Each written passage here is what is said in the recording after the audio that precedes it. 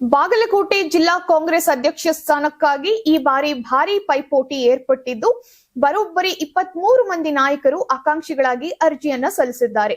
ಅಧ್ಯಕ್ಷರ ಆಯ್ಕೆ ಪ್ರಕ್ರಿಯೆ ಆರಂಭವಾಗುತ್ತಿದ್ದಂತೆಯೇ ಜಿಲ್ಲೆಯ ಕಾಂಗ್ರೆಸ್ ರಾಜಕೀಯದಲ್ಲಿ ಚಟುವಟಿಕೆಗಳು ಜೋರಾಗಿದೆ. ಈವರೆಗೆ ಜಿಲ್ಲಾ ಕಾಂಗ್ರೆಸ್ ಅಧ್ಯಕ್ಷರಾಗಿ ಎಸ್.ಜಿ. ನಂಜಯ್ಯನಮಠ ಅವರ ಅವಧಿ ಪೂರ್ಣಗೊಂಡಿದ್ದು ಕೆಲವು ತಿಂಗಳ ಹಿಂದೆಯೇ ಹೊಸ ಅಧ್ಯಕ್ಷರ ಆಯ್ಕೆ ನಡೆಯಬೇಕಿತ್ತು. ಆದರೆ ಬಾಗಲಕೋಟೆ ವಿಧಾನಸಭಾ ಕ್ಷೇತ್ರದ ಉಪಚುನಾವಣೆ ಹಿನ್ನೆಲೆಯಲ್ಲಿ ಅವರನ್ನೇ ಮುಂದುವರೆಸಲಾಗಿತ್ತು. ಇದೀಗ ಅವರು ರಾಜ್ಯ ಕೈಗಾರಿಕಾ ಹಾಗೂ ಮೂಲಸೌಕರ್ಯ ಅಭಿವೃದ್ಧಿ ನಿಗಮದ ಅಧ್ಯಕ್ಷರಾಗಿರುವಂತಹ ಕಾರಣ ಜಿಲ್ಲಾ ಘಟಕಕ್ಕೆ ಹೊಸ ನಾಯಕತ್ವ ನೀಡುವ ಚಿಂತನೆ ಪಕ್ಷದಲ್ಲಿ ನಡೆದಿದೆ. ಕಾಂಗ್ರೆಸ್ ಹೈಕಮಾಂಡ್ ವಿಶೇಷವಾಗಿ ಲೋಕಸಭೆ ಪ್ರತಿಪಕ್ಷದ ನಾಯಕ ರಾಹುಲ್ ಗಾಂಧಿ ಅವರ ಆಶಯದಂತೆ ಯುವ ನಾಯಕರಿಗೆ ಹೆಚ್ಚಿನ ಅವಕಾಶವನ್ನ ನೀಡುವ ಬಗ್ಗೆ ಒಲವನ್ನ ವ್ಯಕ್ತಪಡಿಸಿದೆ. ಇದೇ ಕಾರಣಕ್ಕೆ ಈ ಬಾರಿ ಯುವ ನಾಯಕರು, ಹಿಂದುಳಿದ ವರ್ಗ, ಪರಿಶಿಷ್ಟ ಜಾತಿ ಹಾಗೂ ಪರಿಶಿಷ್ಟ ಪಂಗಡದ ನಾಯಕರಲ್ಲಿ ಅಧ್ಯಕ್ಷ ಸ್ಥಾನ ಪಡೆಯುವ ವಿಶ್ವಾಸ ಹೆಚ್ಚಾಗಿದೆ. ಜಿಲ್ಲಾ ವೀಕ್ಷಕರಾಗಿ ಆಗಮಿಸಿದ್ದಂತಹ ಎಐಸಿಸಿ ಆದಿವಾಸಿ ಘಟಕದ ಉಪಾಧ್ಯಕ್ಷ ಬೆಳ್ಳಯ್ಯ ನಾಯಕ ಅವರು ಜಿಲ್ಲೆಯ ಎಲ್ಲಾ ವಿಧಾನಸಭಾ ಕ್ಷೇತ್ರಗಳಲ್ಲಿ ಸಭೆಯನ್ನ ನಡೆಸಿ ಸ್ಥಳೀಯ ನಾಯಕರ ಅಭಿಪ್ರಾಯವನ್ನ ಸಂಗ್ರಹಿಸಿದ್ದಾರೆ.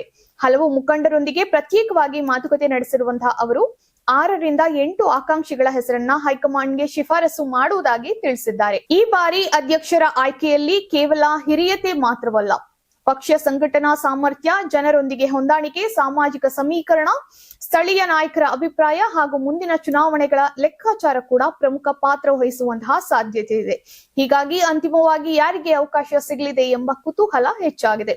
ಇನ್ನೊಂದು ವಿಶೇಷ ಅಂದ್ರೆ 23 ಅರ್ಜಿದಾರರಲ್ಲಿ 22 ಮಂದಿ ಪುರುಷರಾಗಿದ್ದರೆ ಒಬ್ಬರು ಮಾತ್ರ ಮಹಿಳೆ.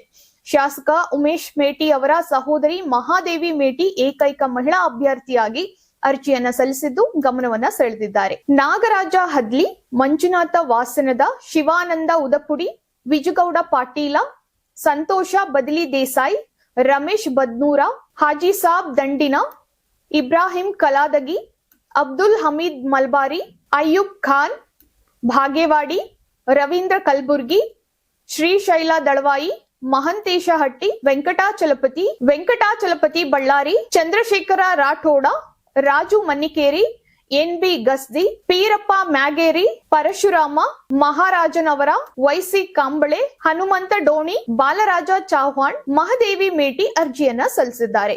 ಜಿಲ್ಲಾ ಕಾಂಗ್ರೆಸ್ ಅಧ್ಯಕ್ಷ ಸ್ಥಾನ ಈ ಬಾರಿ ಕೇವಲ ಒಂದು ಸಂಘಟನಾ ಹುದ್ದೆಯಾಗಿ ಉಳಿದಿಲ್ಲ. ಮುಂಬರುವ ಸ್ಥಳೀಯ ಸಂಸ್ಥೆ ಚುನಾವಣೆ ಹಾಗೂ ಮುಂದಿನ ರಾಜಕೀಯ ಬೆಳವಣಿಗೆಗಳನ್ನ ಗಮನದಲ್ಲಿಟ್ಟುಕೊಂಡು ಈ ಆಯ್ಕೆಯನ್ನ ಕಾಂಗ್ರೆಸ್ ಹೈಕಮಾಂಡ್ ಮಹತ್ವದಿಂದ ನೋಡುತ್ತಿದೆ. ಹೊಸ ಮುಖಕ್ಕೆ ಅವಕಾಶ ಸಿಗುತ್ತದೆಯೇ, ಅನುಭವಕ್ಕೆ ಮಣೆ ಹಾಕಲಾಗುತ್ತದೆಯೇ ಅಥವಾ ಸಾಮಾಜಿಕ ಸಮೀಕರಣ ಲೆಕ್ಕಾಚಾರ ಮೇಲುಗೈ ಸಾಧಿಸುತ್ತದೆಯೇ ಎಂಬುದು ಶೀಘ್ರದಲ್ಲೇ ಸ್ಪಷ್ಟವಾಗಲಿದೆ.